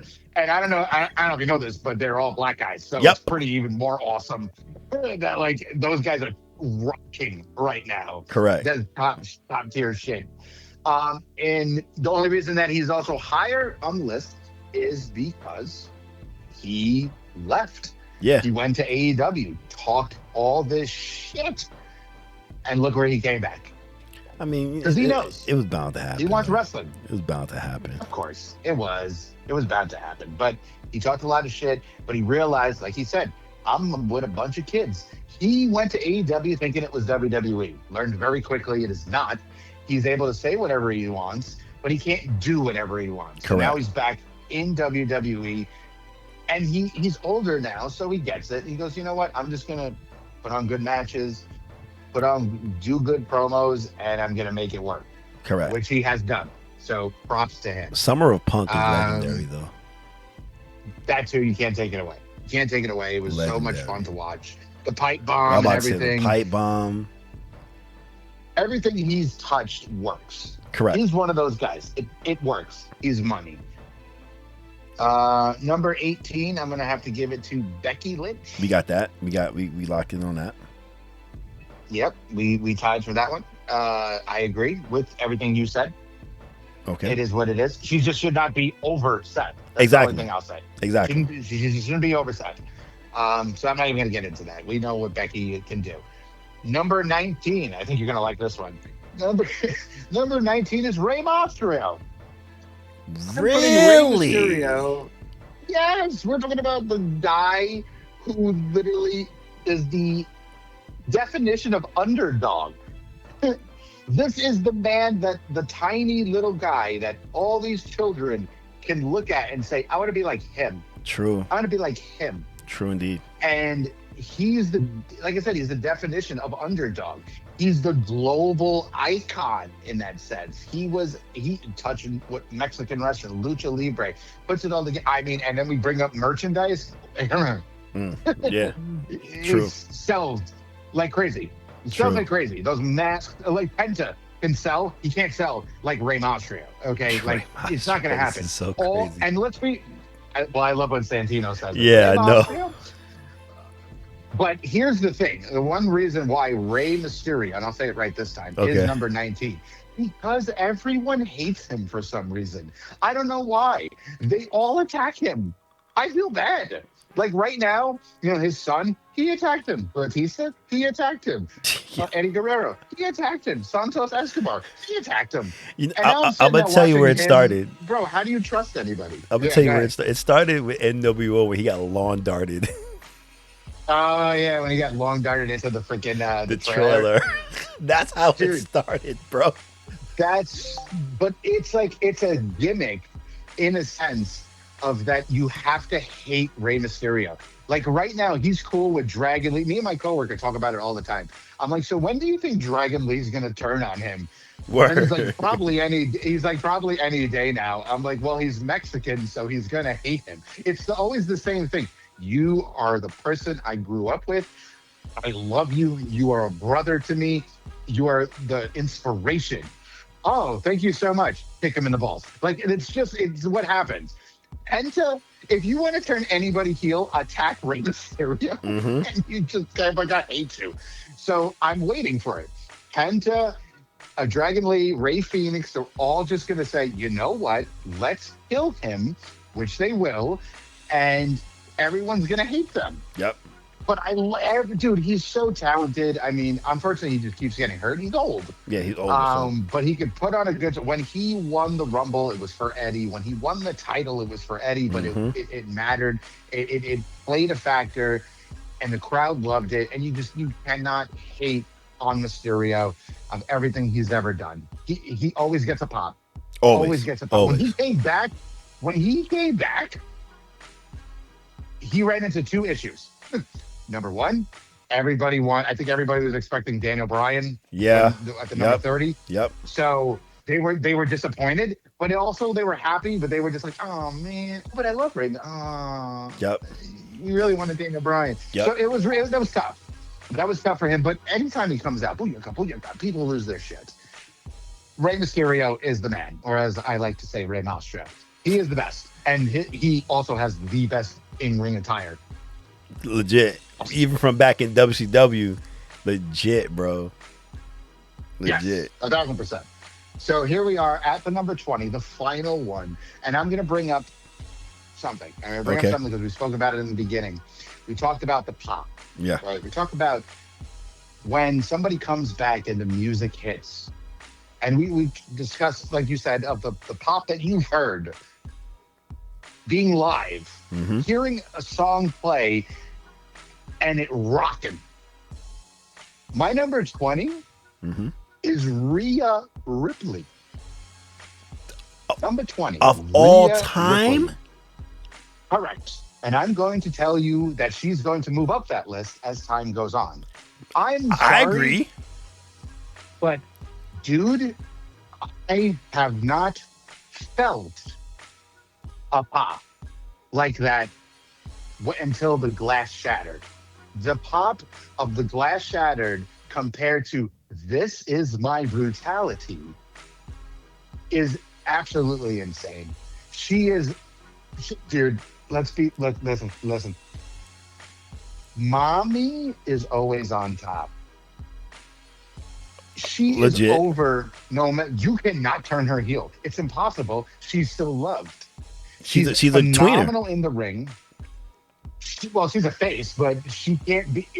Even in the Judgment Day, they didn't care. They were like, "We love you. We love you." That's what I'm saying. Like, you try to make her heel, she's still cheered. you. Like, so she's going to be a tweener in the sense of she's a heel, but she's a face. She's eventually going to have to turn on Io. So we'll see, because she has to get that grudge match where she finally beats her for the title. So that's going to happen. But I still just think it doesn't matter. Nobody's going to boo her. They're not. Like, I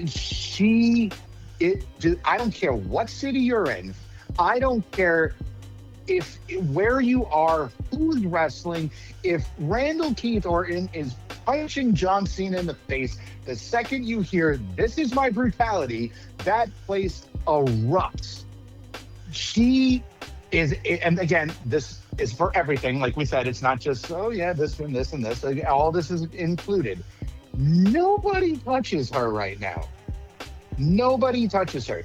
She is not the baby face of Pretty Little Things. She is that goth, evil chick, but you're like, she's really hot. And now she likes Japanese girls? I like that too. That's great. Like, it works really freaking well. Like, I want them to kiss already, but they're not really. Yeah, that's funny, so. That's what I'm saying. Like, I'm not gonna lie to you. I had multiple names for number 20. And I sat there and I kept going back and forth, and I'd switch out, and then I'd go, I don't know. And then I watched a clip of when she came back. When the music hit, it was pandemonium. The crowd was rocking. The camera was shaking. You just can't deny it. That is right there. That is a top superstar. That is the top 20, in my opinion, of WWE right now. And she's going to be top 15 by the time she retires. Maybe top 10. Bro, hold on. I hear you on your list, bro. I love your list, actually. I think your list is phenomenal. Appreciate it. But how do you have a list without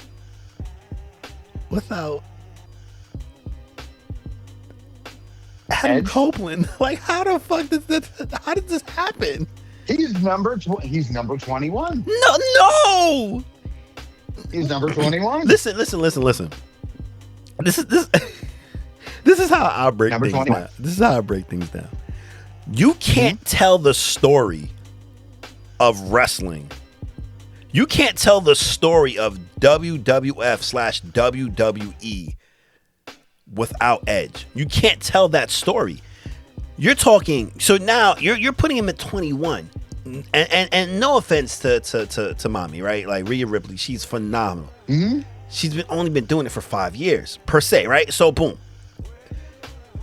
Edge was a part of two of the greatest TLC matches of all time. The man's a 13-time or 14-time world champion, and had he not gotten injured, he might have broken the 17. His Very possible. pop when he came back for Rumble right before the pandemic, when they kept that one a secret. That's the one thing they kept a secret, and because I don't read dirt sheets. I hate reading dirt sheets because I want to be surprised. Right. The pop he received because he was not supposed to wrestle again. That's right. That pop was otherworldly. Probably top 5 pops of all time for someone that came back. Like, because when John Cena came back, bro, and MSG was fucking phenomenal, bro. Yeah, that was a big pop. When Triple H came back, fucking phenomenal. When Edge came back at that Rumble, like the people couldn't even believe it until he stepped out. Yes, I agree 1,000%. That man's career should have been donezo. But he came back, and yes, that pop was amazing. You can't tell the story. 1,000%. You can't tell the story I want. I tell the story. You're right. You can tell whatever story you want, but no one's buying that book, bro, because you can't tell the story of wrestling without Edge, bro. Like, you just cannot. He's too important to the history and to the current day product of wrestling, bro. He's such a... If you want to put Rhea Ripley there, fine. I'm not even mad at Rey Mysterio. But one of those who got to get the fucking boot, because you just cannot tell the story of wrestling without Edge, bro. He is one of the most important figures in wrestling, period. So you're really going to put someone of 5 years over someone whose body of work and can still add more. Yes. Over Edge, bro. Again, no offense to Rhea Ripley, because I'm a fan. Yes, I am. I'm going to put her over him. Crazy. That's wild. I will not deny what Rhea Ripley has become, because by the end of her career, she will be more popular than Edge. No question. Of course. And I love Edge. I really do. I love Edge, and I think if he didn't get hurt, what he could have truly done would have been unimaginable. And it is unfortunate that we did lose him for as long as we did. But what he did in that short period of time, 13-time or 14-time champion or something like that. Yes, I won't deny. And that's why I said, when I sat there and I had my number 19, 20, Edge was there. So was Eddie. He was on it too. And I'm going back and forth. And I'm going back and forth. And I had Batista at one point. I had Batista too, and I took him off. Yeah, I had to take him off. And I'm going back and forth. And I'm thinking, I'm like, all right, this needs to make sense. Like, all right, let's see here. Edge, I'll put him in there. But then I'm like, but you can't deny Rey Mysterio because, that whole underdog thing, the concept of the Mexican luchador. Of course. And what he brings to the table. So I'm like, all right, I got to put him in there. So then I got Rhea Ripley now. But Mysterio didn't do half as much as Edge in WWE, bro. He did not. You're counting titles, though. I'm not counting titles. I'm not counting titles. I'm counting what he's done in wrestling. Bro, the match with Mick. Name a memorable. I have my own memorable Rey Mysterio match, but name one memorable Rey Mysterio match. Well, him and Eddie. Anytime him and Batista. Just name the match. I'm talking about what happened in that match. Like what pay-per-view it was. I mean, yeah, if you want to go, but then here's where the rebuttal comes into play. Now you're running into the issue that you had with John Cena. What issue? Huh? What issue with John Cena? Well, you said that Cena was handed all this stuff. He was given this, he was given that. Correct. You think Edge wasn't handed that? Edge was handed all that shit too. But he earned it, though. And I'm going to tell you why he earned it. But John Cena didn't. So that's where it gets really tough. Listen, I agree with you. I love Edge. And I know that you are a big Edge guy. I'm an Edge head, bro. That is your favorite man. That is the dude. If you had to get on your knees, it would be for Edge. It would be for Brett. It would be for Brett. It'll be for Brett. Right. He'll give you the sharpshooter while Edge gives you an automatic. It'll be perfectly fine. Correct. And I respect it. And I'm telling you, this was difficult to sit there to really make it done. And the reason that Rhea's on there, one, controversy, because controversy sells. True indeed. Two, thank you. Sometimes it needs to bring, like, again, I have been there when Edge has come out. I wasn't there at the Rumble, so I don't know the rocking that was going on. Yeah. Only seeing videos. I've been there when Edge comes out. I felt what Edge brings to the table. I've been there when Rhea comes out. I have felt what Rhea brings to the table. Correct. Edge obviously has a longer career. So, of course, I don't want to just stick him in there just because, well, he's been around longer. Like, okay, but in his beginning time, compared to the 5 years that Rhea Ripley has, doesn't compare.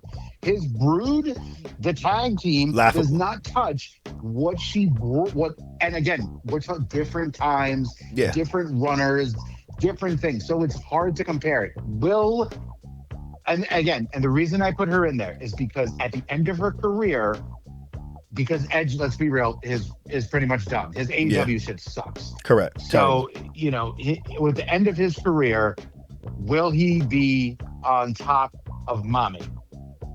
No, he won't. He won't do it. I think she's going to be the best-selling women's wrestler of all time. No, I don't doubt that.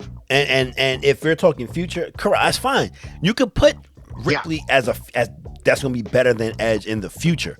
But as of right now, as we currently stand, she's not better than Edge, bro. I think she's in the company. He's not. I mean, all right. I mean, that's politics, but no, I 1,000%. I agree with you. I don't know, bro. A lot of people. It's a good one. It's a good discussion. Actually, I would love to have that talk with other people too, like a dais kind of thing, round table, as you are indeed the round table. Yes, you can have people. Dude, listen, let's talk about it. Rhea Ripley, Edge, career-wise, first 5 years. Let's talk about it. First 5 years, it doesn't compare, bro. You can't compare it, bro, because her first 5 years. Times were different. Amazing. Times were different. Correct. Yeah, times were different. So it's hard. It's hard to understand what they come. I know Edge is a legend, and he will always be a legend. But in my sense of what I have witnessed, what I have seen, what I have numbers wise selling and whatnot, merchandise, it doesn't. So let me ask you a question, because this is how I like to this is how I like determine certain things, right? Yeah. God forbid, knock on wood, I'm knocking on my head, Rhea Ripley's career ends today. You're still putting her over Edge? Rhea Ripley's career ends today. No comeback? No comeback. She would have to drop out then in that case. That's my point. So because she still has more to, and I'm not trying to make you change your list, but because she has so much, obviously, but because she has so much more to give and so much more to do, You can't put her over someone that has already done more than she has, especially if her career ended today. If her career ended today and Edge never had a comeback, Edge still has accomplished more than Rhea Ripley had. He's been in the business longer. But just because you accomplished more doesn't, like, again, Batista accomplished more. Like, we get Kane, we can start going through that list. That's too. Crazy that none of us got Kane in top 20. Nah.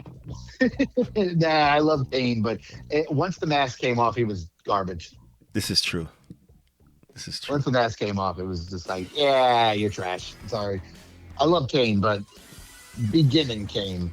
Cool suits, like those are good things. Who else we didn't have on this list? Let me think. I mean, Christian, I don't think Christian would have been on this list. Nowhere close to this. I wouldn't even put him in a top 30. Yeah, correct. You didn't put Roddy Piper on here. No. Roddy Piper's an icon, bro. I love Roddy Piper, but when I watched wrestling, he was towards the end of that career, and like he was more commentator than in WCW. He was there, but again, it's the same thing. It's him and Hogan, that slow-paced wrestling. He's a great character. I don't deny who he is, but I didn't watch him like that. He wasn't that guy at that point. See, I did, and because I used to always go back and watch old stuff. So, I was there when he fought Brett at WrestleMania 8 or 7 for the IC title. Yeah, I've seen those matches, but like he was older at that point. He was on his way out. Yeah. Well, so I guess you could say that. Well, you got to remember that's when the movies really kicked in too. That's true too. Yeah. He started doing the movies, so he was, doing They Live and whatnot. He was still in the Hollywood. He's better than Hogan. He damn sure was. Honestly, damn sure was. And he was a phenomenal talker. But Roddy Piper is a mouth.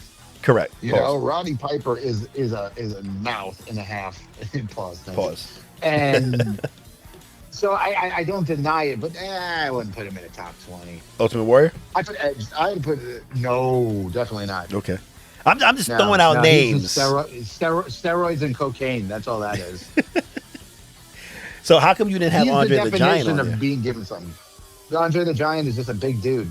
That's it. Because he didn't do anything. Was used because it was exactly. He was used because of his size. He wasn't used because he was that talented.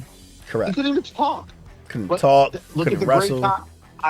I don't want to compare the two, but look at the Great Khali. He's a big monster, and that sells because he's a big monster. Correct. But Andre the Giant is just a big dude who got slammed. Legit. Got slammed. He made Hulk Hogan.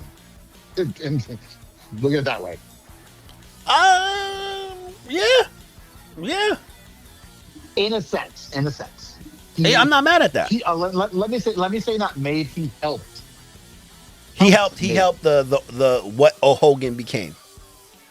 Correct. He helped the aura of Hulk Hogan, the guy that can do anything. Correct. Legit. Because beating King Kong Bundy wasn't special, but when he lifted Andre up, that was special. Legit. Okay, well. Yeah. Listen, like I said, I love your list. We're going to put a bow on the episode because now I'm about to edit this shit so we can have it posted by Royal Rumble by 2 o'clock. Yeah. So what are your last comments or anything you want to say regarding the list or what you want to say regarding Rumble? Whatever it is. Matter of fact, no. What's your last thing you want to say about the list? I made it. I chose it. It's official, and I don't give a shit. Amen to that, bro. Amen to that. So, this is Sneakerhead and Wide. Tommy, once again, I appreciate you coming on to the show. Oh yeah, dude. So, E behind the boards, fade us out, and I'll see y'all next time. Peace.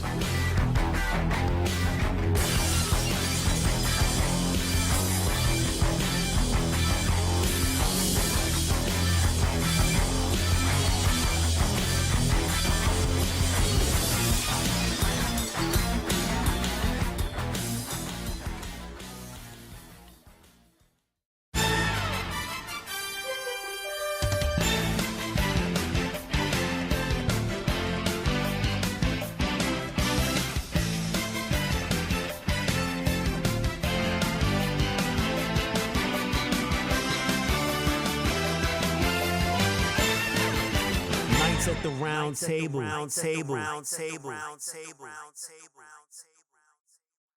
This copyrighted broadcast of the Nights at the Round Table podcast was transmitted, produced, broadcast, and used in many forms without the express written consent of the song authors.